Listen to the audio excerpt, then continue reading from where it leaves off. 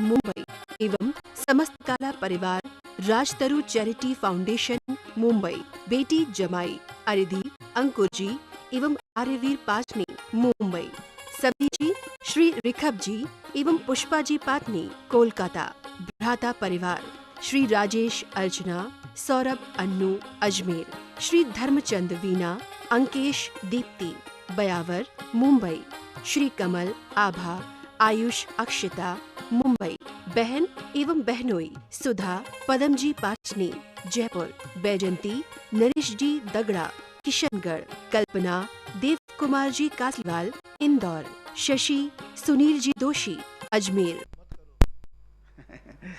और क्या करो, लेकिन ध्यान रखना, यात्रा बंद करो तो रिश्तेदारी में भी जाना बंद करना, दुकान पे भी जाना बंद करना, खेती किसानी करना भी बंद करना।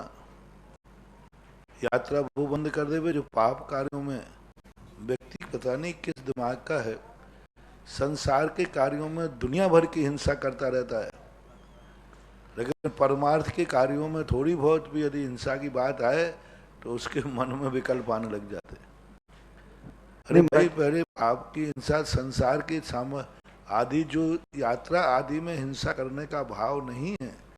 हम सैनिक ने इतने लोगों को मार दिया, उसके लिए कोई प्रायश्चित नहीं लिखा, मैं कैसे लिखूं? एक सैनिक दिन भर में 10,000 लोगों को मार के आ रहा है, कोई शास्त्रों में प्रायश्चित नहीं लिखा। अब मैं क्या करूं? देश का रक्षक लिखा उसको। तो जब है ही नहीं धर्म कार्य में आदि में अभिप्राय देखा जाता है, एक डॉक्टर जाकर के अस्पताल में पेट काटता है, कितने जीव मरते हैं उससे, और कई बार तो मरीज भी मर जाता है। अब डॉक्टर को कोई प्रायश्चित नहीं है। उद्योगी और आरंभी हिंसा का जहां तुम्हारे लिए त्याग की बात कही, उसको त्याग करने की बात कही, धर्म क्षेत्र आदि कार्यों में इस प्रकार की परिणति होने पर कोई विचार नहीं किया गया, इसलिए इस संबंध का कोई प्रायश्चित आदि नहीं कर सकते। मात अपने भाव शुद्ध रखो, पवित्र रखो, मारने का भाव मत करो। पता चल जाए तो उसका आलोचना करो, विशेष ज्यादा हो जाए तो थोड़ा बहुत प्रायश्चित करो। मतलब प्रायश्चित वहां से शुरू होते हैं जो पहले संसार की पाप की हिंसा का त्याग करता है। आज प्रातःकाल प्रवचन में क्या कहा था? पाप छोड़ दिए हैं तब फिर पुण्य छोड़ने की बात आएगी। पहले पूरे आगम में अंदर संसार के पाप कार्यों की हिंसा छोड़ने की बात कही। जब ये पाप कार्यों की हिंसा छूट जाएगी तब फिर धर्म कार्यों की हिंसा छोड़ने की बात कही। जैसे हम लोग, क्योंकि हम लोगों ने सारे संसार के पाप कार्यों की हिंसा छोड़ दी, तो अब जनवाणी कहती है तुम धर्म कार्य की भी हिंसा नहीं करोगे। तुम जब संसार के लिए गाड़ी में नहीं बैठ रहे हो तो सम्मेद शिखर के लिए भी गाड़ी में नहीं बैठोगे। तुम जब नहाना बंद कर दिया है तो अभिषेक का जल भी तुम नहीं ढालोगे। तो पहले संसार के पाप कार्यों की हिंसा का त्याग हो, तब परमार्थभूत हिंसा के संबंध में विचार किया जाता है। उसके पहले विचार करने के आगम में कोई भी उदाहरण नहीं है। प्रभु जैन भवानी मंडी गुरुवर नमोस्तु। महाराज जी पूछ रहे हैं कि जब हम कहीं बाहर जाते हैं और पीछे से कोई टोक देता है तो उससे हमें क्या करना चाहिए? जब बाहर निकलते हैं किसी विशेष कार्य के लिए और कोई टोक देता है पीछे से। नहीं, टोकने के भाव देखो उसका क्या अभिप्राय है। तंत्र विद्या में आता है, तंत्र विद्या के अंदर साइकोलॉजी इफेक्ट है। यदि आपने फीलिंग कर ली कि इसने क्यों टोका तो उसका प्रभाव पड़ेगा, और यदि आपको कोई फीलिंग नहीं हुई है तो उसका प्रभाव नहीं पड़ेगा। आपके ऊपर है आधारित, टोकने वाले से कोई आधार नहीं। जितनी भी तंत्र विद्या है, तंत्र विद्या करने वाले के ऊपर आधारित नहीं होती है। जिसके ऊपर किया गया है उसने एक्सेप्ट किया है कि नहीं, करने वाले कोई मतलब नहीं। किसी ने टोक दिया तो क्या फर्क पड़ने वाला? आपने उसे टोकना माना है कि नहीं, आपने उसे बुरा माना है कि नहीं, आप उससे प्रभावित हुए कि नहीं। यदि आपको बुरा लगा कि ये गलत हुआ है तो फिर आपको उसका प्रभाव पड़ेगा, और आपने उसको फीलिंग नहीं की है तो तंत्र विद्या का ऐसा स्वरूप होता है। तंत्र विद्या वाला कहता है कि जैसे उसने कुछ भी किया, यदि वो सामने वाला एक्सेप्ट कर ले, भय जाए, भयभीत हो जाए, डर जाए। जैसे आपके बाहर किसी दुकान पे नींबू फेंक दी और निब्बू फेंक दिया, ओ निब्बू फेंक दिया, अब क्या होगा, चिपट गया भूत चिपक गया भूत, अब वो निब्बू प्रभाव करेगी।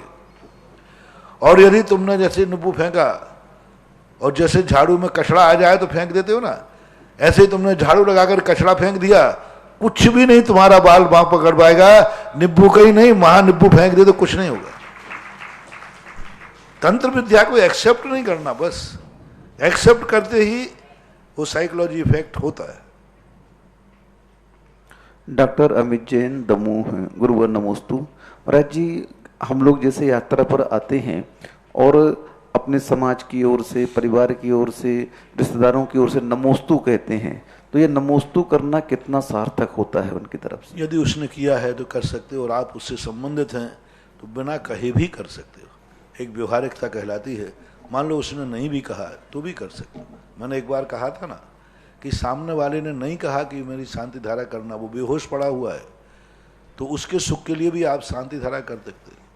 पेड़ पौधे नहीं कहते हैं, पशु पक्षी नहीं कहते कि मेरी शांति धारा करो, तो भी पूज्यवर माघनंदी महाराज ने उनके नाम की शांति धारा का उल्लेख किया। पेड़ पौधे पशु पक्षी जो कभी नहीं जानते ही नहीं कि शांति धारा क्या है, उनके नाम की भी शांति धारा।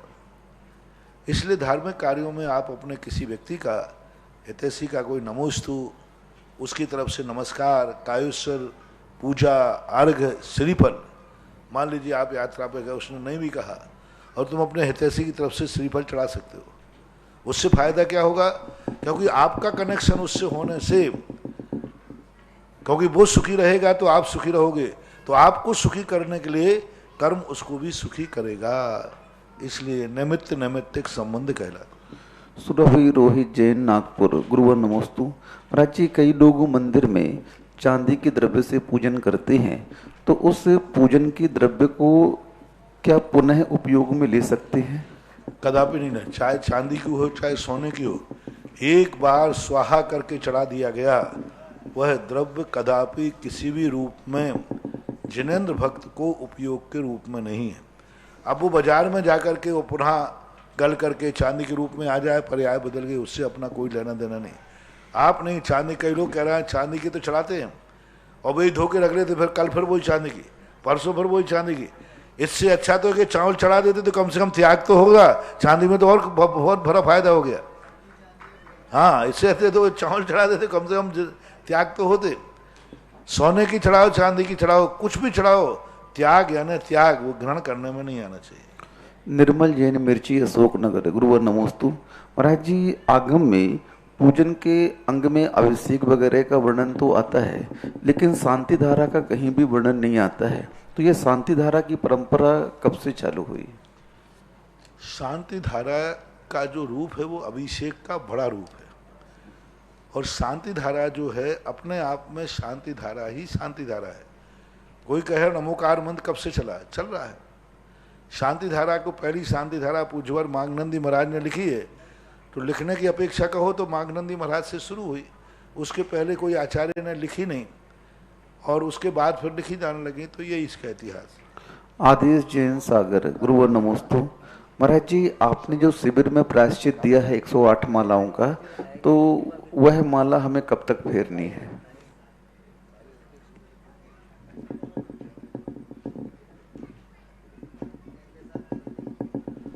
हाँ? शिविर में आपने जो प्रायश्चित दिया है मालाओं का, वह मालाएं कब तक फेरनी है? वो शिविर की जो माला है शिविर में ही दे सकता हूँ, क्योंकि वो शिविरार्थियों के लिए दिया था, मैंने लाइव में नहीं दिया था। इसलिए उस समय वो शिविरार्थी भगत थे और मैं उस समय उस पोजीशन में था। अब मैं बार बार उन सब चीज़ों की पुनरावृत्ति नहीं कर सकता। बस जो है तो उसी समय, जितनी जल्दी करो तो करो। सौरभ जैन, शिवनगर, जबलपुर, गुरुवर नमोस्तु। महाराज जी, मंदिर जी में जब पूजन करते हैं तो क्या इसका भी प्रभाव रहता है कि भगवान के दाईं हाथ की तरफ बैठे कि बाईं हाथ की तरफ? हाँ? मंदिर जी में जब पूजन करते हैं तो क्या इसका भी कोई प्रभाव है कि भगवान के दाईं हाथ की ओर बैठे कि बाईं हाथ की ओर? मैंने एक बार कहा था ना कि इसके संबंध में कोई ज्यादा उल्लेख तो शास्त्र में नहीं, कि मंदिर में दिशाओं का इस प्रकार का उल्लेख नहीं किया जाता। कुछ शाब्दाचारों में ऐसा उल्लेख आया है, गुरु के संबंध में आया है, कि जो अपन से बड़े हैं उनको हमेशा अपने दाएं भाग में बैठाना चाहिए, और जो अपन से बड़े हैं उनके बाएं भाग पर बैठना चाहिए। तो ऐसी स्थिति को, और ये वास्तु का सीधा सिद्धांत है, यदि हम पूरब को मुख करेंगे तो हम अपने दाएं यदि गुरु को बैठा लेंगे तो वो दक्षिण में पड़ेंगे, उत्तर मुख करेंगे तो वो पश्चिम में पड़ेंगे। तो लेकिन उसकी विवक्षाओं को ना देख करके एक व्यवस्थाएं मात्र हैं, लेकिन इसमें कोई ज़्यादा महत्व नहीं है। सौरभ जैन जबलपुर, गुरुवर नमोस्तु। महाराज जी, आपके आशीर्वाद से हम लोगों को सांगनेर भगवान के दर्शन तो हो गए भूगर्भ वाले, लेकिन महाराज जी चांदखेड़ी वाले भगवान के दर्शन कब होंगे? चांदखेड़ी वाले भगवान के दर्शन कब होंगे? होगा वही जो राम रचि राखा। जिस दिन तुम्हारे लाभांतराय या दर्शनावरणी कर्म का क्षय हो जाएगा, उस दिन आपको भी और हमें भी दर्शन हो जाएंगे। प्रीति जैन भोपाल, गुरुवर नमोस्तु। महाराज जी पूछ रही हैं कि महावीर जयंती पर भगवान के ऊपर जो चावल फेंके जाते हैं पुष्प के रूप में, तो वह पैरों में पड़ते हैं, वो कहाँ तक उचित है? पढ़ना नहीं चाहिए, लेकिन फेंकने के बाद वो चावल एक सामान हो जाता है उसका। जैसे अपन कोई दिशा बंधन करते हैं तो लौंगे और चावलों को फेंकते हैं, तो वो तो अंत में जाके जमीन पे ही गिरेंगे। तो फेंकने के बाद उसकी पुष्प संज्ञा खत्म हो गई, और जिस उद्देश्य से उनको किया था वह उद्देश्य भी खत्म हो जाने के बाद वो एक साधारण अनाज के रूप में आएगा, उसका कोई विशेष महत्व नहीं। मीनू जैन बूंदी, गुरुवर नमोस्तु। महाराज जी मंदिर जी में कैसी पूजा करनी चाहिए? कई लोग बहुत चिल्ला चिल्ला कर माइक लगा करके करते हैं, तो ये कहाँ तक उचित है? देखो, इन सब चीज़ों को व्यवस्थाएं देखी जाती हैं, न मैं इसका निषेध कर सकता हूँ न समर्थन कर सकता हूँ। तात्कालिक वहाँ कमेटियों की क्या व्यवस्था है, उस व्यवस्था को देख करके कर लेना चाहिए। माइक लगाना भी जरूरी है, जोर से बोलना भी जरूरी है। कई लोग गूंगे बन करके कर लेते हैं। अपने अलग वेदी पे जाओ, जहाँ माइक लगा है वहाँ नहीं बैठ के दूसरी वेदी पे बैठ जाओ। तुम भी वहीं बैठोगे जहाँ माइक लगा है, तुम भी कम कलाकार थोड़ी हो। समय चेंज कर। हाँ, कई लोग इतने कलाकार हैं, नहीं उसी समय करेंगे, सब वहीं बैठ के करेंगे। अरे भाई दूसरी वेदी पे उस पर कर लो तुम, समय चेंज कर। अरे घंटे आध घंटे आगे पीछे कर लो, दोनों के काम हो जाएंगे। या तो जल्दी आ जाओ जब माइक चालू ना हो, या माइक का बंद वाला हो जाए तब आ जाओ। नहीं आऊंगा तो उसी समय, अरे भाई दूसरी वेदी पे कर लो, ऊपर वाली पे बहुत शांति है, नहीं करूंगा तो यहीं। तो ये जो माइक चलाने आदि पे ऊपर जो नाकानूनी करते हैं ना, ये बड़े खुरापाती होते हैं। अन्यथा जो व्यक्ति होते हैं, बहुत बढ़िया माइक से करो भैया, आप तो खूब ठाट बाट से करो, खूब जोर से करो, मैं दूसरी वेदी पे चला जाता हूँ, सज्जन व्यक्ति तो वो माना जाएगा। निर्मल जैन मिर्ची, अशोकनगर, गुरुवर नमोस्तु। महाराज जी इनकी जिज्ञासा है कि सनातन धर्म का इतिहासकारों ने 5000 वर्ष का बताया, और हमारे जैन धर्म में आदिनाथ से महावीर तक का इतिहास भी मिलता है, लेकिन इतिहासकारों ने कभी भी समोसरण के रचना का वर्णन क्यों नहीं किया? तो ये देखो, जब कोई व्यक्ति का बहुमत होता है, आप लोग अल्पमत में, और अल्पमत में होने पर जब कोर्स बनता है, इतिहास बनता है, तो कई बार तो आपका एक भी सदस्य नहीं होता। अब वहाँ क्या है, आज वर्तमान की विधानसभा में आपका एक भी सदस्य नहीं है। लोकसभा हाँ, लोकसभा में एक भी सदस्य नहीं है, तो अब क्या करें उसके लिए? अब वहाँ कोई प्रस्ताव पास होगा तो तुम्हारी बात रखने वाला कौन है? इसलिए नहीं लिखा इतिहास, और क्या करें। पूनम जैन झांसी, गुरुवर नमोस्तु। महाराज जी ये पूछ रही हैं कि हम शिखर जी से लौटे, पार्श्वनाथ भगवान की टोंक से लौटते समय मेरे बहुत आंसू निकले, और वहाँ से आने के बाद घर में मुझे रोज स्वप्न आते हैं, और हरे और लाल रंग के सांप मुझे आकर पहले एक बार प्रश्न आ चुका है, मैंने इसका जवाब दे दिया था, यही प्रश्न ज्यों का त्यों था। अनुत्तर जैन ग्वालियर, गुरुवर नमोस्तु। महाराज जी इनकी जिज्ञासा है कि रूपस्थ ध्यान के समय हमें किसका ध्यान करना चाहिए, गुरु का या अरहंत भगवान का? किसी का भी, पंच परमेष्ठि में किसी का भी ध्यान कर सकते हैं। मूल रूप से अरहंत और सिद्ध का होता है, लेकिन गुरु का भी करने में कोई बात नहीं। रूपस्थ यानी एक प्रकार का बीतराग मुद्रा, अरहंत मुद्रा, जिन मुद्रा, किसी का भी कर सकते। मंजू गुधा सूरत, गुरुवर नमोस्तु। महाराज जी इनकी जिज्ञासा है कि जब कोई आचार्य संलिखना लेते हैं तो वह अपने आचार्य पद का त्याग कर देते हैं और मुनि बन जाते हैं, तो क्या उस समय उनके मूल गुण कम हो जाते हैं? मूल गुण तो आचार्य परमेष्ठी के मूल गुण तो औपचारिक रूप से घोषित हैं। बाकी जो 36 मूल गुण हैं ये मुनि महाराज भी पालते हैं। 10 धर्म तो मुनि महाराज भी पालते, 12 तब मुनिराज भी करते, इसलिए करने में कोई कमी बड़ी नहीं आती।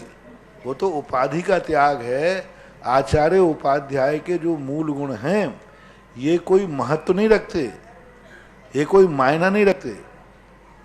बस इतना है कि थोड़ा सा अनिवार्यता उनकी बढ़ जाती है। आचार्य उपाध्याय के कोई मूल गुणों का कोई मान्यता नहीं है, कोई अधिक नहीं है, क्योंकि जितने आचार्य उपाध्याय के मूल गुण हैं प्रायः बहुत सारे मुनिराज उन मूल गुणों का पालते हैं। बताओ कौन मुनिराज हैं जो 12 तपों में यथा योग्य शक्ति प्रमाण नहीं पालन करते हो? आचार्य पालन करते। कौन से मुनिराज हैं जो क्षमा धर्म आदि पालन कर नहीं पड़ते? कौन मुनिराज हैं? सब करते। उपाध्याय के कौन मुनिराज हैं जो द्वादशांग का ज्ञान नहीं करना चाहते? सब करते। और कितने द्वादशांग के ज्ञाता होते हैं। तो मूल गुण मान लो उपाध्याय पद छोड़ दिया तो क्या द्वादशांग का ज्ञान भी छोड़ना पड़ेगा? उन्होंने द्वादशांग का ज्ञान उपाध्याय का अर्थ किया 25 मूल गुण, और 25 में क्या है? कुछ नहीं है, यही है 11 अंग और 14 पूर्व। अब इन 14 पूर्वों का ज्ञान तो आत्मा का क्षयोपशम है। उपाध्याय पद छोड़ दिया तो अब मैं आज से द्वादशांग का ज्ञान भी छोड़ता हूं? नहीं, उपाधि को छोड़ा जाता है, गुणों का कभी त्याग नहीं होता है। ऐसे आचार्य परमेष्ठी का उपाधि छूट गई। 10 लाक्षण धर्म आदि तो अभी भी हैं, 12 तप आदि तो अभी भी हैं, षडावश्यक तो अभी भी हैं। ऐसा है बात। काजल जैन दिल्ली, गुरुवर नमोस्तु। महाराज जी, इनकी जिज्ञासा है कि हमारे यहाँ कोई साधु आए और उन्होंने लाड़ू चढ़ाने का और दीपक जलाने का त्याग करवा दिया और बोलते बहुत हिंसा होती है, तो हम इसके लिए क्या करें? हाँ, ऐसी हिंसा होती है तो उनसे और कहते ना महाराज, आपको जब हम रोटी बनाते हैं इसमें और हिंसा होती है, तो वो भी और करा दे, बेटा आज से रोटी बनाना त्याग कर दो। हिंसा तो होती है। महाराज को रोटी बनेगी, आहार बनेगा, सब बनेगा, माइक चलेगा, इसमें कितनी हिंसा हो रही है? लाड़ू मकेले में हिंसा है। अरे माइक में लाइट जल रही तो कितनी हिंसा है? ये लाइटें जल रही हैं उनको कितनी हिंसा है? उनके लिए जो सामान आ रहा है, जा रहे हैं, ले जा रहे हैं, उन महाराज से पूछना, महाराज जी आपका जो सामान आदि छटाई आदि ले जाते उसमें भी हिंसा है, छटाई छोड़ो। आपके लिए भी और आहार आदि के सामान लाते हैं, इसमें सब में हिंसा है। लोग दर्शन करने आते हैं, रोको भैया दर्शन करने मत आओ, रास्ते में हिंसा होगी। तो ये बेहुदी बातें हैं जिनको बड़े बड़े आचार्य आगम में जिन्होंने इन सब बातों पर विचार नहीं किया और समर्थन किया है, तो इन सब बातों पर अपन को ज्यादा दिमाग नहीं लगाना चाहिए। श्री जैन जब कुंद स्वामी समंत्रभद्र महाराज जैसे, तीव्र सब आचार्य महाराज जैसे इन सब चीजों का समर्थन करते हैं, दीप का, नैवेद्य का, तो फिर ठीक है, इनको गौण रखना चाहिए। और क्या? श्री जैन इंदिरा नगर नासिक, गुरुवर नमोस्तु। महाराज जी, इनकी जिज्ञासा है कि हमारे माँ वृद्ध हैं और हमारे यहाँ मंदिर बहुत दूर है और हमारे छोटे बच्चे हैं और हम लोग उतनी दूर मंदिर नहीं जा सकते, तो क्या हम लोग अपने छत में चैत्यालय बना करके और अपनी माँ को दर्शन करवा करके अपने बच्चों को संस्कार दे सकते हैं क्या? नहीं, मेरी दृष्टि से तो जिस मकान में आप रहते हैं वहाँ पर भगवान जी को रखना आपके हित में नहीं है। रही बात दूर कितना है, आप व्यापार को कितनी दूर जाते हैं, ऑफिस को कितनी दूर जाते हैं, घूमने कितनी दूर जाते हैं, बच्चे को स्कूल कितनी दूर भेजते हैं, इसका हिसाब दे दो, फिर मंदिर की व्यवस्था मैं बनवा दूंगा। आपका बच्चा स्कूल कितनी दूर जाता है, स्कूल कितनी दूर है, उसकी कोई चर्चा नहीं। महाराज जी मेरे घर से स्कूल 5 किलोमीटर दूर है, उसकी कोई चर्चा नहीं। अब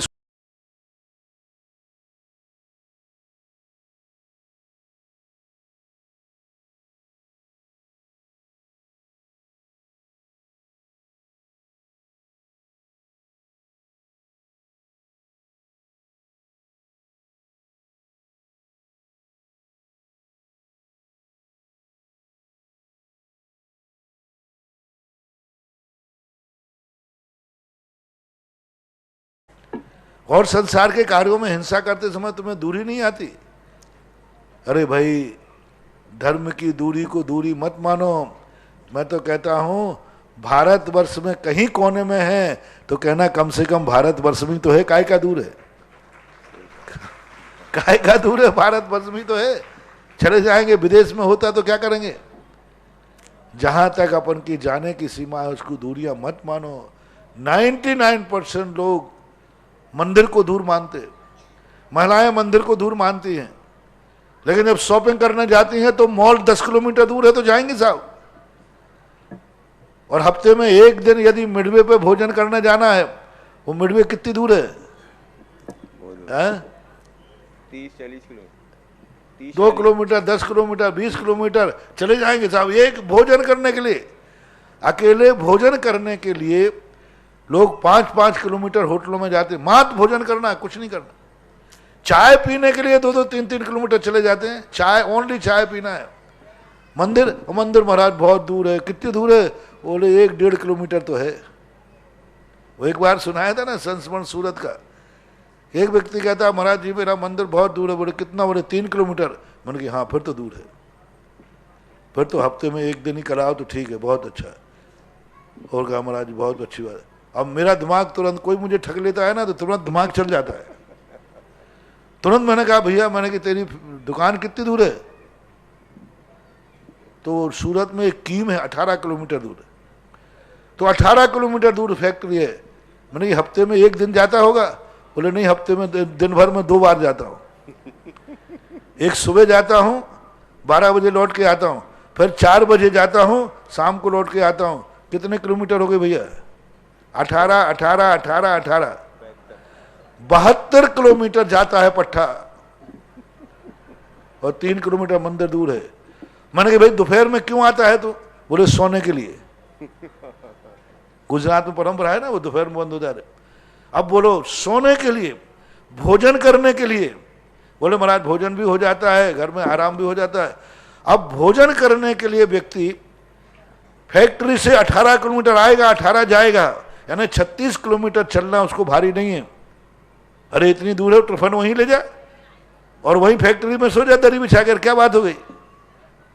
यानी उसको ये दूरी नहीं लगती, और 3 किलोमीटर दूरी लगती है। ये आपके बहाने हैं नहीं जाने के। ऑनलाइन जिज्ञासाओं के बाद यहाँ उपस्थित सभी श्रावक श्राविकाओं और जिनवाणी चैनल के माध्यम से देख रहे सभी श्रावक श्राविकाओं की ओर से परम पूज्य श्री के चरणों में कोटिशः नमोस्तु नमोस्तु नमोस्तु गुरुवर। और आज की प्रथम जिज्ञासा के लिए मैं आमंत्रित कर रहा हूँ श्री श्रेयांश कुमार जी जैन, शिक्षक कुरवाई, और तैयार रहेगी प्रिंसी जैन गिलुंड।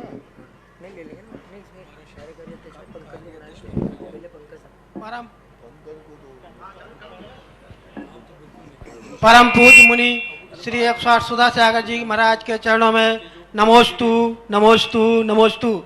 हे मुनि श्री, मेरी जिज्ञासा बनी रहती है कि प्रत्येक तीर्थंकर के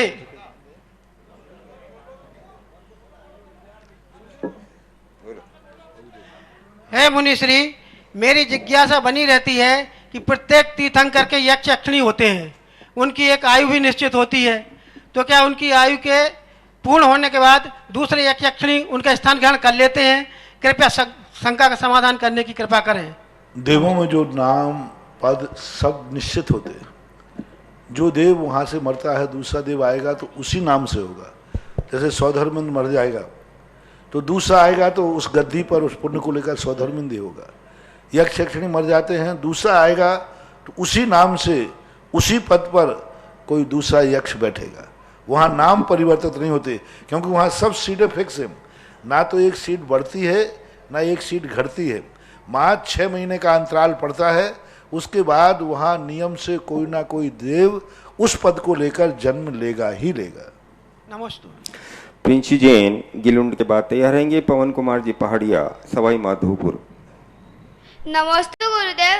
गुरुदेव, मेरी जिज्ञासा ये है कि जैसे अपना धर्म एक है, दिगंबर और श्वेतांबर, उसमें अपना ये फेस्टिवल महावीर जयंती एक साथ मनाते हैं, तो ये अपने पर्यूषण पर्व होता है वो अलग अलग क्यों मनाते हैं?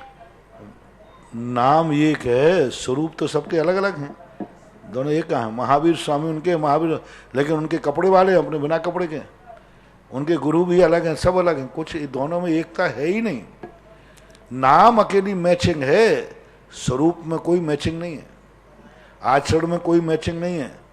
तुम्हारे साधु एक बार खाते हैं, हम बेटे दिन भर खाते हैं, 2-4 बार पानी पी लेते हैं, खा लेते हैं, कोई मैचिंग नहीं है। मात्र नाम अकेला मैचिंग है कि वो भी जैन है, अपन भी जैन है, वो भी महावीर को मानते हैं, अपन भी मानते हैं। लेकिन मान्यता का नाम अकेला एक हो जाने से आचार और विचार एक नहीं है। आचार और विचारों में तो जमीन आसमान का अंतर है, इसलिए उनमें भिन्नता है ही। महाराज जी, आपकी परमिशन हो तो मैं क्या एक और क्वेश्चन पूछ सकती हूँ आपसे? एक क्वेश्चन और पूछ सकते हैं, एक और पूछना चाह रही है, एक प्रश्न और पूछना। क्या क्या? हाँ बोल रहे थे, अब तुरंत पूछ लेते, जल्दी पूछो बेटा। गुरुदेव, जैसे अदरक एक अंडरग्राउंड होता है, हल्दी भी एक अंडरग्राउंड होती है, लेकिन फिर अपन आलू के क्यों नहीं खाते, लहसुन प्याज क्यों नहीं खाते? वो भी तो एक अंडरग्राउंड होते हैं। फिर क्या खाते हैं? अदरक खाते हैं ऐसा? हाँ, अदरक सूखी हुई खाते हैं, हल्दी भी सूखी हुई खाते हैं। हाँ, बहुत अच्छा प्रश्न है। फिर मूंगफली भी नीचे ही होती है। हाँ। इनका दोनों में बहुत अंतर है। अदरक जो है आलू और प्याज की अपेक्षा से, अदरक जो है, क्योंकि अदरक की आगे आने वाली पर्याय है, उसमें छुआ आ जाते। जिस जमीन के अंदर जो वस्तु में रेसे आ जाए, छुआ आ जाए, वह चीज जमीन के अंदर होने के बाद भी तुलना की अपेक्षा हिंसा कम है। अदरक है, अदरक थोड़ा सा कठोर हो जाए तो छुआ आ जाते कि नहीं, और वो सौंठ बन जाए तो सौंठ में छुआ आ जाते, रेसे आ जाते, रेसे। और रेसे आ जाने से उसमें जीवों की उत्पत्ति कम होती है। अदरक में हिंसा है लेकिन आलू की अपेक्षा कम है, क्योंकि आलू जो है वह अपने आप में कभी भी उसमें रेसे नहीं आना, प्याज में कभी रेसे नहीं आना, लहसुन में कभी रेसे नहीं आना, वो हमेशा सप्रतिष्ठित ही रहता है। और एक बात, और सौंठ जो है वह हमेशा अदरक का सूखा रूप है, यानी वो जीवों से रहित हो जाता है। आलू कितने भी सुखाओगे, आलू कभी सूखता नहीं है, सड़ता है। और सौंठ जो है, अदरक जो है, सूख करके शुंठी बन जाता है। एक जो हल्दी होती है, ये स्वयं में एंटीबायोटिक होती है और इसका चूरा हो जाता है। आलू का चूरा कभी नहीं हो सकता। हाँ, वो अग्नि में गर्म कर दो, चिप्स बना लो, वो बात अलग है। आलू स्वयं का कभी भी चूरा नहीं हो सकता, कितना भी वो सूखता जाएगा। लेकिन हल्दी चूरे का रूप ले लेती है, तो हल्दी में जीवों की संख्या कम होती है। दो बात। दूसरी बात, आलू में खाने में मात्रा ज्यादा आती है। सौंठ कितना खाएगा व्यक्ति? आलू कितना खाएगा बेटा? सौंठ कितना खाएगा व्यक्ति? सौंठ इतनी सी खाएगा, और आलू कम से कम कितनी खा लेती है? आलू चिप्स जब खाती है तो हाँ, तो आलू चिप्स बहुत खाया जाता है। हल्दी कितनी सी खाता है व्यक्ति? थोड़ी सी खाता है। तो उसमें अल्प उपभोग होने से और औषधि का रूप होने से और हिंसा कम होने से वह सेव हो जाती है। ये 3 कारण है। हिंसा की कमी है, औषधि है, अल्प मात्रा में सेवन है। आलू हिंसा की बहुलता है, सेवन में बहुत आता है, और औषधि भी नहीं, कोई भी काम का नहीं, नुकसानदायक और है, फैट बढ़ाता है। अब मूंगफली की बात रही, तो मूंगफली एक ऐसा चीज है कि जो ऊपर का कवच होता है, वो कवच भी इस प्रारंभ में सप्रतिष्ठित होता है, बाद में अप्रतिष्ठित हो जाता है, यानी छिलके में भी रेसे आ जाते, और फिर अंतर का जो मूंगफली दाना होता है वो इस छिलके से बिल्कुल अलग होता है। इसलिए मूंगफली में सप्रतिष्ठित पने का दोष नहीं है। आलू, प्याज, लहसुन में सप्रतिष्ठित पने का दोष आता है। गाजर भी है, वो भी सप्रतिष्ठित ही है, वो भी मूली है, गाजर है, ये सब एक ही क्वालिटी के हैं। पवन जी पहाड़िया सवाई माधोपुर तैयार रहेंगी। निधि जैन RK पुरम कोटा। महाराज जी, मैं पवन पहाड़िया सवाई माधोपुर रणथंबोर सवाई माधोपुर। महाराज जी, 2009 में जब आपने भगवान संभवनाथ के प्रथम बार दर्शन किए थे, और उसके बाद जब सरवार सिद्धि नवयोग मंडल बनाया था महाराज जी, तो 2018 में पुनः आपने जब मस्तकाभिषेक कराया, तो भगवान की जब मूर्ति के आपने दर्शन किए, तो आपके मुख से एक बात जरूर निकली थी कि भगवान में ऐसा निखार आ गया कि जैसे तो ब्यूटी पार्लर से ही निकल के आए हो। तो महाराज जी, वो ब्यूटी पार्लर शब्द, मतलब हम सरवार सिद्धि मंडल वालों, उनके अभिषेक पूजन में इतनी शक्ति आ गई कि भगवान को भी मतलब निखार, मतलब उनके गुणों का उसके क्यों नहीं आता? मैं तो अभी प्रवचन ही वही दे रहा हूं। भगवान में शक्ति नहीं है, भक्ति में शक्ति है। भक्ति भगवान की होती है। भगवान पराया है, भक्ति अपनी है। भगवान पर पर्याय है, भक्ति स्वयं पर्याय है। भगवान हमारे काम नहीं आएगा, भक्ति हमारे काम आएगी। क्योंकि भगवान की पर्याय मेरी पर्याय नहीं है, वो तो भिन्न द्रव्य है। और भक्ति हमारी आत्मा की पर्याय है, स्वयं की पर्याय है। तो हमेशा जब भी काम आएगी स्वयं की पर्याय काम आएगी। और जो भी अतिशय होगा वो अपनी पर्याय से होगा, भगवान से अतिशय नहीं होगा। भगवान पर द्रव्य हैं, पर रूप हैं, वे हमारे लिए कुछ भी नहीं कर सकते। भक्ति स्वयं द्रव्य है, स्वयं रूप है, अपने आत्मा की पर्याय है। इसलिए आज तक जितने चमत्कार हुए जैन दर्शन में भक्ति से हुए हैं, भगवान ने एक भी चमत्कार नहीं किया कि जिसने भक्ति नहीं की हो फिर भी भगवान ने चमत्कार कर दिया हो। उसने कोई भक्ति नहीं की, किसी ने कृत कार्यत अनुमोदना से न की, न कराई, न की गई अनुमोदना की, फिर भी किसी भक्त को भगवान ने उद्धार किया, उसका एक नाम बताओ। जिसने भक्ति की ही नहीं, नाम लिया ही नहीं, भगवान को जानते ही नहीं, कुछ नहीं, और भगवान ने उसको आशीर्वाद दे करके कल्याण किया हो, कर ही नहीं सकते हो। वो तो पर द्रव्य है। लेकिन भक्ति स्वयं द्रव्य है, अपनी आत्मा की पर्याय है।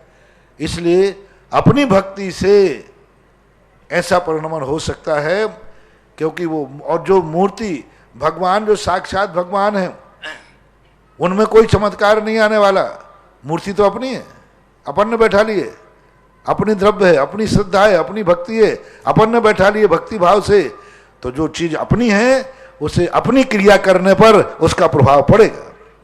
भक्ति अपनी है, मंदिर में बैठे हुए भगवान भी अपने, दोनों अपने। तो महाराज जी, आपने जो सरवार सिद्धि का नाम सरवार सिद्धि रखा रणथंभौर क्षेत्र का, तो हम मंडल परिवार ने इतने मतलब 9 साल जो अभिषेक पूजन किया, तो आपका मतलब सरवार सिद्धि रखना सार्थक हो गया ना, मतलब हमारा मंडल परिवार का। सरवार सिद्धि में पहला कार्य, पहला क्षेत्र था राजस्थान में जिसने एक ऐसा अनूठा कार्य किया कि इतनी दूरी पर जंगल में शेरों के बीच में भी सवाई माधोपुर के बच्चे लोग वहां अभिषेक करने जा रहे हैं।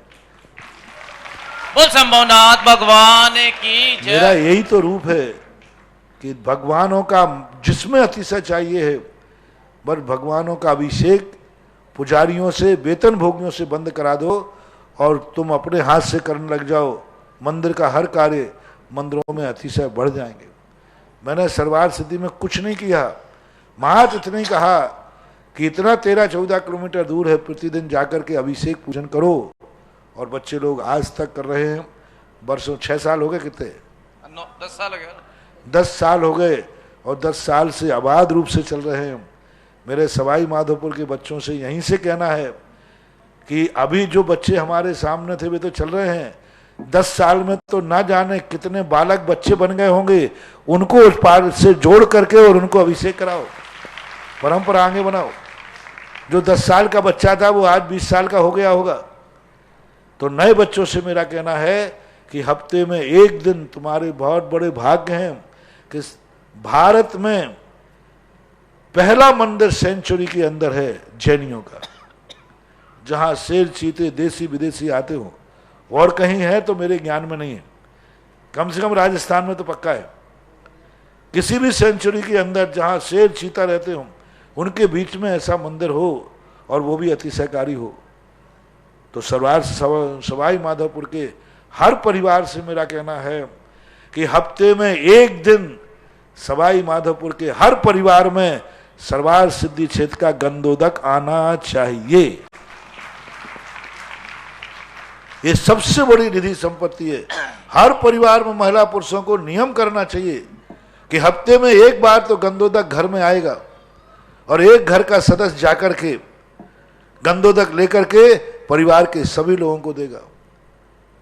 यदि आप सारे सवाई माधोपुर के जितने भी लोग हैं, ज़्यादा बड़ी समाज नहीं, 100-125 घर की 150 घर की समाज है, यदि हर घर वाला ये ठान ले हफ्ते में एक दिन तो गंधोदक आएगा, आप फिर संभवनाथ भगवान का देखना आपकी भक्ति क्या चमत्कार लाती है और कितना बड़ा कार्य होता है। भगवान तो ब्यूटी पार्लर जैसे हो जाएंगे तो मैं भी फिर ब्यूटी पार्लर में जाने की जरूरत नहीं पड़ेगी, क्योंकि संभवनाथ भगवान की जय। क्योंकि हमारे शास्त्रों में लिखा है भक्ते सुंदर रूपम, भक्ति से सुंदर रूप की प्राप्ति होती है। तो भगवान ही नहीं, यदि तुम लोग ऐसा करते रहे तो कालांतर में भवांतर में तुम इतने सुंदर बनोगे कि तुम्हें ब्यूटी पार्लर जाने की जरूरत ही नहीं पड़ेगी, बिना ही उसके तुम अच्छे लगोगे। ऐसा निधि जैन के बाद तैयार रहेंगे छोटू लाल जी पाटनी विजयनगर। चलो इनका एक और कर दें। जब अभी सरवार सिद्धि मंडल की जो चर्चा चली सवाई माधोपुर की, ये बहुत बड़ा कार्य ये लोग कर रहे हैं। छोटी समाज होकर के भी ऐसे तीर्थ क्षेत्र को उठाया, मेरे कहने पर मान गए कि जो बिल्कुल वेंटिलेटर पे था, फिर भी आज इन्होंने उसको इतना कर दिया कि हजारों हजारों साल की इसकी उम्र हो गई। जिस मंदिर के नीचे मैं बैठा था तो लोग कहते थे महाराज आप यहाँ मत बैठो, कभी भी गिर सकता है, ये हालत थी। कोई भी चीज मंदिर की सिर पे गिर सकती थी, लेकिन समाज की मेहनत से, परिश्रम से आज वो मंदिर हजारों हजारों साल की उम्र पा गया, हजारों साल की, और बहुत अच्छा कार्य किया है। आज इनके 3 साल हो जाने पर चुनाव किया था, और चुनाव करने के बाद अब यह स्थिति यहाँ बनी है। तो इनके लिए आज इन्होंने पूरे समाज के पूरे कुछ लोगों की उपस्थिति नहीं होने से मात्र 3 पदों का चुनाव किया है। शेष कार्यकारिणी ये बना करके बाद में बताएंगे। तो 3 नाम ये, क्योंकि अभी ये चुनाव में बहुत कम लोग होते हैं, लेकिन इन्होंने 12 साल में इस पुरानी कमेटी ने इतना अच्छा कार्य किया कि आज पूरे सवाई मुदपारे एरिया में निर्विवाद सर्व रूप से सरवार सिद्धि कमेटी चल रही है। तो अभी पूरे समाज की मीटिंग में सब लोगों को बुला के पूछा तो सभी लोगों ने एक मत कहा हमारी पुरानी कमेटी ही ठीक है। तो अध्यक्ष अमित चंद छावड़ा, पारस जी भैंसा मंत्री और तरुण वैद कोषाध्यक्ष, यही पहले थे, यही नवीन कमेटी में चयनित हो गए। इन्होंने पूरी कमेटी अभी तक नहीं बना पाए, इसलिए तीनों लोग आकर के आशीर्वाद ले लें। आइए तीनों जो अध्यक्ष मंत्री जी हैं पधारें, परम पूज्य श्री के से आशीर्वाद प्राप्त करें। और महाराज श्री सरवार सिद्धि सवाई माधोपुर में, और हाँ ठीक है, जितने सवाई माधोपुर के आए इनके समर्थक सब लोग वहीं खड़े हो जाएं, अपने अपने भाई उस तरफ भी कैमरा कर दो सब लोग। अच्छा कैमरा काय कोई का घोषित करो, बाद में करेंगे। आइए गुलाब जी सेठिया, प्रकाश जी गोधा, दिनेश जी काला, हाँ युवा मंडल नई कमेटी का स्वागत कर रहे हैं। छोटा सा स्वागत है यहाँ तीर्थ क्षेत्र कमेटी की ओर से।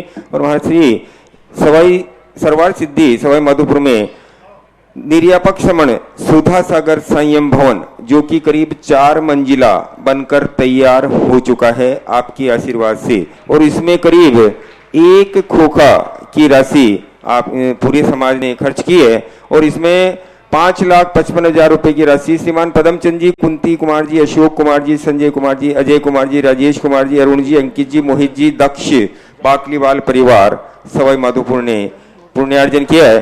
तो ऐसे परिवार का भी मैं हार्दिक स्वागत करता हूँ, हार्दिक अभिनंदन करता हूँ। और श्रीमान अजित कुमार जी, पारस कुमार जी मौसा परिवार ने ये जो संयम भवन बना है, इसके लिए पीछे जो जमीन थी वो इस संयम भवन के लिए उनने संयम भवन में दान दे दी है। तो ये भी साधुवाद के पात्र हैं और आपके दान की अनुमोदना। और सरवार सिद्धि युवा मंडल की कार्यकारिणी श्री अध्यक्ष श्री दिनेश जी बज, महामंत्री निर्मल जी भोसा, कोषाध्यक्ष महावीर जी छाबड़ा, कार्याध्यक्ष श्री सुरेंद्र कुमार जी पांड्या और विनोद जी, संरक्षक विनय पापड़ीवाल जी, महानिर्देशक विमल जी सोगानी, निर्देशक भागचंद जी बसावड़ी क्या लिखा है, और निर्यापक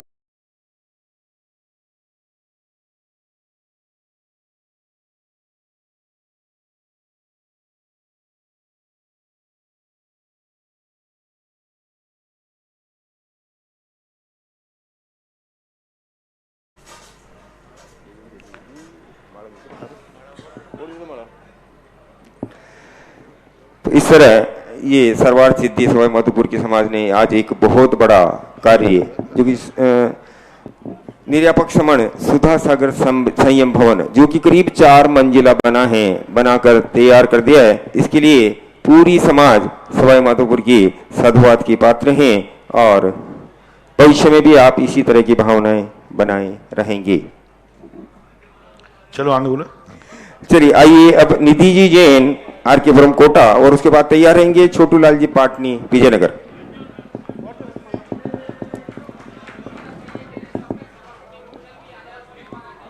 हाँ आ जाओ जल्दी जल्दी कम हियर। और वो जब तक अजमेर के पदयात्रा का आया ना, कौन है? पिंटू, नाम लिखे दो। पिंटू है क्या? पिंटू अजमेर। अजमेर यात्री संघ, अभी बहुत समय खराब हो जाएगा। चलो आधे बैठ जाओ, आधे खड़े रहो जल्दी। दर्पण जी का नाम करो। देखो हल्ला नहीं, जल लाइव चल रहा है, देखो बोलो मत। चलो बस बस बस बस चलो। आया वो लड़का, आया क्या अजमेर वाला? सुरेश जी, पिंटू आया क्या वो अजमेर का पदयात्रा का? हाँ वो भी। चलो ठीक है, आगे शिज्ञा से बोले। निधि जैन आर.के. पुरम और तैयार रहेंगे छोटू लाल जी पाटनी विजयनगर। हाँ जिज्ञासा करिए जिज्ञासा करो आप। परम उपकारी गुरुवर के चरणों में नमोस्तु नमोस्तु नमोस्तु। साइड साइड, सामने से नहीं, साइड से जाओ। महाराज श्री, एक इंद्रिय जीव और विकलत्रय जीव के मन नहीं होता, फिर उनके गति, आयु या शुभाशुभ भाव कैसे बनते हैं और आयु का बंध कैसे होता है? वे उन गतियों से कैसे बाहर आ पाते हैं? मन से और इंद्रियों का गत्यागति से कोई संबंध नहीं है। मन जो संबंध होता है, कर्मों का बंध होता है, वो उपयोग से होता है। मत ज्ञान और श्रुत ज्ञान, भाव श्रुत जो उनके पास होता है, निगोदिया जीव के पास, एक इंद्रिय के पास, पेड़ पौधों के पास, और भाव श्रुत के माध्यम से वो राग द्वेष परिणाम करते हैं। मन से ही राग द्वेष परिणाम होते हैं, सो बात नहीं। राग द्वेष परिणाम करने वाला है ज्ञान, दर्शन, जो हमारा, ये तो आलम्बन भूत है। मन और इंद्रियां तो आलम्बन है। जैसे ये डिब्बी है, इससे मेरा राग हुआ, तो ये राग नहीं है, इससे राग हुआ, ये निमित्त है। राग करने वाला तो आत्मा है, उपयोग है। इसी प्रकार से इंद्रियां और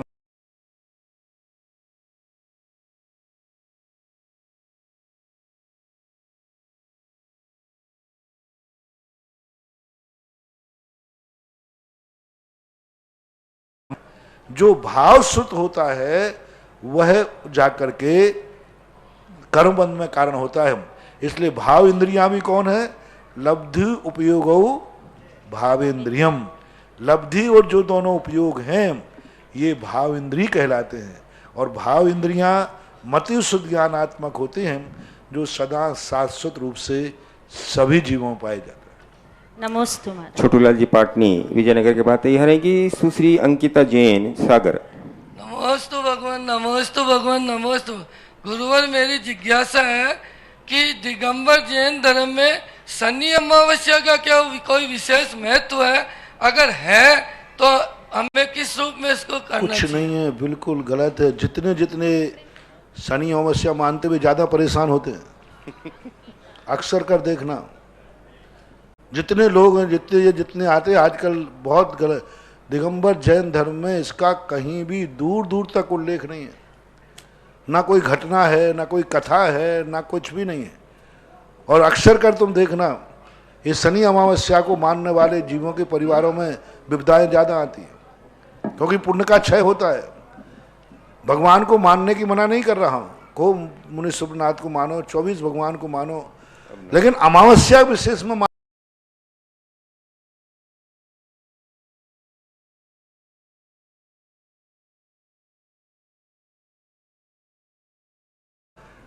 और बड़े बड़े साधु साध्वियाँ भी इसको समर्थन कर रहे हैं, पंडित कर रहे हैं, गृहस्थ कर रहे हैं। अरे कोई आगम का आधार तो ढूंढो। मात भीड़ जुटाने के लिए करने के लिए कोई मतलब नहीं निकलता। जनता को संबोधन दो, समझाओ कि अमावस्या को आप पर्व मानना, अमावस्या को विशेष भक्ति करना, कहीं तो किसी शास्त्र में बता दो। जैन पुराण में, जैन कथाओं में कोई कथा बता दीजिए, कहीं भी कथा नहीं दूर दूर तक। और जैनी लोग भी इतने मिथ्यात्व में पड़ रहे हैं बहुत ज़्यादा।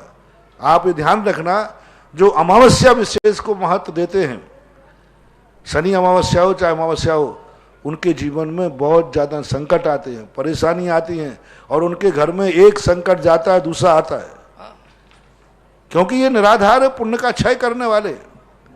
भीड़ तो हम कहीं किसी माध्यम से जुटा सकते हैं। अरे भगवान की महिमा बढ़ाओ, अमावस्या की महिमा मत बढ़ाओ। भगवान की महिमा बढ़ाओ, खूब जम के बढ़ाओ कि भगवान में अतिशय है, भगवान में चमत्कार है, 12 मासी सतमात गए। लेकिन ये तो अमावस्या का चमत्कार बढ़ रहा है, यानी 7 दिन तक भगवान में कोई चमत्कार नहीं है। अमावस्या के दिन आएगा तो अमावस्या का चमत्कार बनाने वाला धर्म का ह्रास कर रहा है, मूर्ति का अतिशय कम कर रहा है। मुनिष्यव्रतनाथ भगवान का अतिशय बनाओ, ऐसा अतिशय बनाओ कि सदा वहां पर लोगों के आने की लाइन लगी रहे। अमावस्या का जैन धर्म में कोई मतलब नहीं है। और मैं तो अपने भक्तों से सदा कहता हूं, अमावस्या के रूप मान करके मत जाना, नहीं तो तुम्हारी जिंदगी में कभी संकट दूर नहीं होंगे। एक जाएगा 2 आएंगे, परेशानी होते रहोगे, क्योंकि इस प्रकार की स्थितियां वैसे ही मुहूर्त नहीं शुभ। हाँ, दिवाली की अमावस्या तो भगवान केवल ज्ञान प्राप्त, मोक्ष प्राप्त किया तो वो मंगल हो गई। मान लो दिवाली की अमावस्या हुई, वो इसलिए पावन हो गई कि भगवान ने मोक्ष प्राप्त किया, तो उनके कारण से वो मंगल हो गई। ये शनि अमावस्या में किसने क्या प्राप्त किया जिससे पावन हो गई? जिसको तुम लोग मनाने लगे, बहुत गलत हो रहा है, अच्छा बात नहीं है। लेकिन अब मैं कह ही सकता हूँ, तुमने प्रश्न किया तो मैंने कह दिया। इन बातों में मुझे छेड़ा मत करो, तुम छेड़ते हो फिर मैं छोड़ता नहीं हूँ। सुश्री निधि अंकिता जैन के बाद तैयार रहेंगे दर्पण जैन, महावीर नगर 2 कोटा। नमोस्तु महाराज श्री। महाराज जी, मेरा प्रश्न है कि कभी कभी हम जीवन में कोई बड़ा निर्णय परिस्थितियों के अनुसार ले लेते हैं और फिर हमारे मन में भ्रम बना रहता है कि हमने जो निर्णय लिया है वो सही है, या फिर हमने परिस्थितियों के अनुसार पुरुषार्थ में कुछ कमी कर दी, कि या फिर हमारी जो परिस्थितियां आई थी वही हमारी किस्मत थी, तो हमारा निर्णय किस प्रकार? निर्णय के लिए अपना विल पावर है उपादेय विवेक के साथ लिया जाता है। निर्णय करने के पहले अच्छी तरह विचार करना चाहिए, और विचार करने के बाद लिए हुए निर्णय पर पश्चाताप नहीं करना चाहिए। पुरुषार्थ करने से चूकना नहीं, और पुरुषार्थ में सफल नहीं होने पर फिर पछताना नहीं। अपनी पूरी सावधानी से विवेक पूर्वक कार्य करो, अच्छी तरह विचार करो, फिर भी उसमें कुछ कजाजत फैल होते हैं तो फिर विचार नहीं करना चाहिए, अन्यथा हम कभी निर्णय कर ही नहीं पाएंगे। निर्णय हो गया तो हो गया, उस पर ज़्यादा विचार मत करो, जो होगा देखा जाएगा। अब विचार करने से क्या, निर्णय तो हो चुका, अब जो होगा तो देखा जाएगा। ऐसा विल पावर बढ़ाना चाहिए। दर्पण जैन महावीर नगर की बात तैयार रहेंगी सीवीजी जैन सागर। बंधुओं, परम पूज्य श्री के आशीर्वाद से तपोदय तीर्थ क्षेत्र में जो एक भव्य सहस्त्रकूट जिनालय की रचना होने जा रही है, और उसमें 1 लाख रुपए मात्र के माध्यम से 1 9 से 11 इंची प्रतिमा विराजमान करने का सौभाग्य आप लोगों को मिल रहा है। तो उस सौभाग्य को प्राप्त किया है आज श्रीमती अरुणा जी, प्रवीण जी, अश्विनी जी, शौर्य जी, आदि जी, अक्षत जी जैन, वेद परिवार, MIG 19 संग्राम कॉलोनी सतना। और दूसरी प्रतिमा स्थापित करने का सौभाग्य प्राप्त किया श्रीमती कमला जैन, महेंद्र जी, संध्या जी, सौरभ जी, नेहा जी जैन, दमोह। दोनों परिवारों के दान की अनुमोदना। आइए दर्पण जी जैन। मुनिश्री के चरणों में महावीर नगर समाज का नमोस्तु नमोस्तु।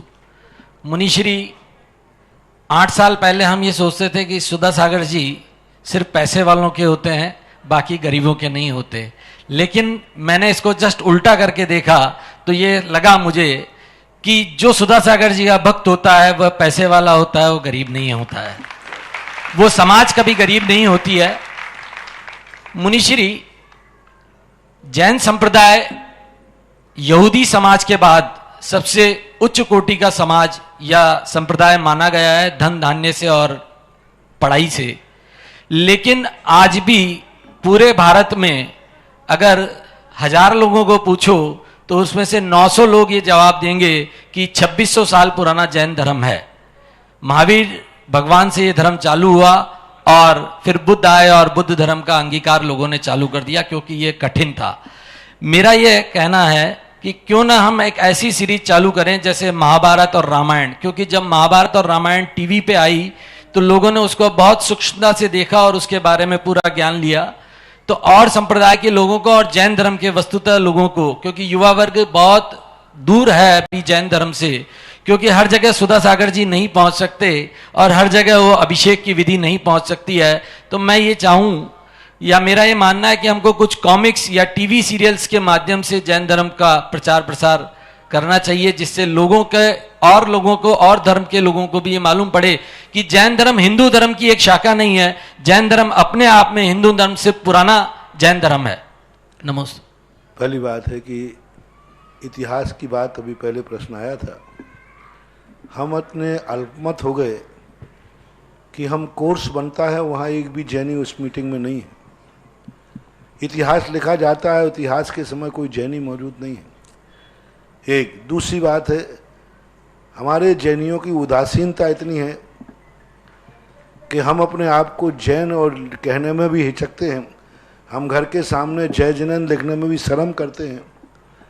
हमारे सामने ये दिक्कत है कि हम ऑफिस में रह कर के भी अपने आप में जैनी को जय जिनेंद्र नहीं बोलते हैं। बोलने के लिए एक मुसलमान होता है, वो कहीं भी होगा अपने साधर्मी को हमेशा वो उनकी दुआ देता है, जो भी आदम बोलते हैं, जो भी अभिवादन होता है। लेकिन जैनी से जय जिनेंद्र बोलने में शर्मेगा।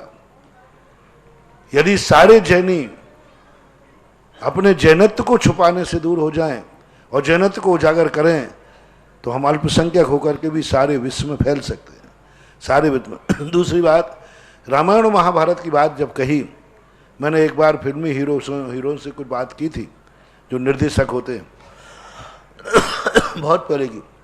मैंने कि आप जैन दर्शन के ऊपर फिल्म क्यों नहीं बनाते? तो उन्होंने कहा महाराज जी बना तो लूंगा, बहुत अच्छा मैटर है, जैनियों के मैटर बहुत अच्छा है, इतनी बढ़िया कथाएं हैं कि बहुत अच्छी, लेकिन आप लोग बाधक हो क्योंकि हर कथा में मुनिराज आ जाते हैं। और जैसे हम मुनिराज तो कोई हीरो बनने को तैयार होता नहीं, नंगा तो हो जाता है, लेकिन हीरो कौन बने? तो कुछ ऐसी समस्याएं हैं जैन सीरियल बनाने में जिनके लिए सामने आप देखते हैं कई बार फोटो आदि छपते हैं तो उनको आधा छापना पड़ता है, आधा करते हैं। तो दिगंबरत्व की जो स्थिति है, लोग समझ नहीं पा रहे कि ये दिगंबरत्व जो है ये नंगापन नहीं है। दिगंबरत्व एक प्रकृति प्रदत्त भगवान का रूप है। अब ये लोगों के मन में जब तक धारणा नहीं बनेगी तब तक हम कैसे कर सकते हैं। और इस युग का स्थिति ऐसी है कि जिसमें हम धीरे धीरे हमारी कठिनाइयाँ, मजबूरियाँ हमारे इतिहास को खोती जा रही। तीसरी बात, जब कोई व्यक्ति कुछ इतिहास में लिखता है हम उसका विरोध नहीं करते। अल्बर्ट चतुर्मास के अंदर एक कोई 12th क्लास की किताब थी, NCERT क्या बोलते उसको, कोई अच्छी, उसमें बताया था कि मिथक कथाएं, जैन दर्शन की कथाएं मिथक हैं। महावीर स्वामी का कथन मिथक है। मिथक का अर्थ कल्पना। जब मैंने ये पढ़ा, किसी ने लाके दिया, वहां पर उसका विरोध हुआ।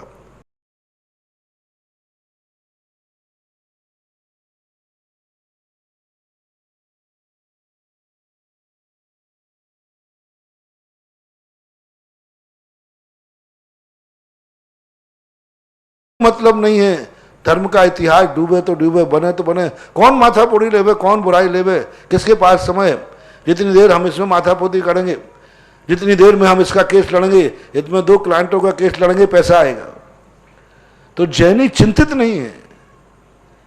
जैनी अपने आप में धर्म के प्रति भी स्वार्थी होता जा रहा है। धर्म को उतना ही मानेगा जहां तक उसका स्वार्थ है, और जैसे ही धर्म का स्वार्थ नहीं है उसे कुछ नहीं पड़ी है, कोई लेना देना नहीं है। यही सबसे बड़ा कारण बन गया। कोई मतलब नहीं, कोई लेना देना नहीं। जहां स्वार्थ आ जाएगा मंदिर आ जाएगा, धर्म कर लेगा, माला फेर लेगा, जाप कर लेगा। मंदिर को सुरक्षित करना है, इतिहास बनाना है, इसके संबंध में बहुत कम लोगों के विचार होते हैं। आपका सुझाव बहुत अच्छा है, इसका प्रचार प्रसार होना चाहिए। और फिल्म आदि यदि बनते हैं तो बस उनमें एक रास्ता निकालना पड़ेगा कि उसको कट सिस्टम दिखाया जाए, कुछ दिखाया जाए। रास्ते तो निकाले जा सकते हैं, लेकिन जब कोई सामने आवे तब ना। सही बात। शिवी जी जैन के बाद तैयार रहेंगे परस कुमार जी ठोला भीलवाड़ा। नमोस्तु महाराज जी। नमोस्तु महाराज जी। मेरा प्रश्न है कि जब हम अपनी लाइफ में अपने फ्यूचर के लिए कुछ अनस्टेबल एक अस्तर महसूस करते हैं तो हमें क्या करना चाहिए? हमें लगता है कि हमारी वर्तमान की स्थितियां कुछ ठीक नहीं है, हम उनको ठीक नहीं कर पा रहे, तो हमारा फ्यूचर क्या अच्छा होगा? क्यों नहीं हो सकता? वर्तमान जिसका फ्यूचर बिगड़ा हुआ है वो बहुत अच्छी तरह संभाल सकता है। मैंने आज सुबह प्रवचन में भी कहा था कि वर्तमान हमारा यदि फ्यूचर बिगड़ा हुआ है, बहुत गलत है, यदि हम थोड़े चेत जाएं तो भविष्य बहुत अच्छा हो सकता है, बहुत उज्जवल हो सकता है। मात्र अपन को ये चाहिए है कि हमारा वर्तमान जैसा है हम भविष्य ऐसा नहीं रहने देंगे। यदि व्यक्ति ठान लेता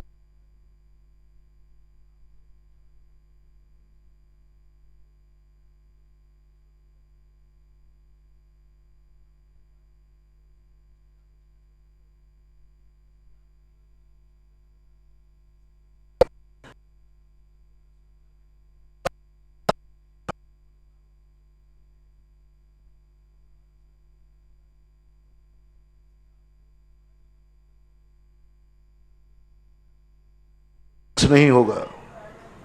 और उन्होंने संकल्प शक्ति के माध्यम से देश के राष्ट्रपति बनकर के और इस स्कूल में जाकर के उपदेश दिया कि यदि हम ठान लें तो हम अपने वर्तमान को भविष्य की ऊंचाइयों पर भेज सकते हैं। कोई बड़ी बात है, विल पावर चाहिए, स्ट्रांग विल पावर। आज हमारे बीच उपस्थित हैं अजमेर से आए हुए श्री जितेंद्र जी पाटनी पिंटू जी, और पिंटू जी ने अजमेर सुनी जी की नशिया से ज्ञानोदय तीर्थ तक पद यात्रा निकालने का एक प्रोग्राम बनाया है। इस कार्यक्रम के पुण्यार्जक थे श्री तरुण रजनी एवं अनुराग जैन काला, निवासी बयावर, प्रवासी मुंबई, एवं समस्त काला परिवार, राजतरु चैरिटी फाउंडेशन मुंबई।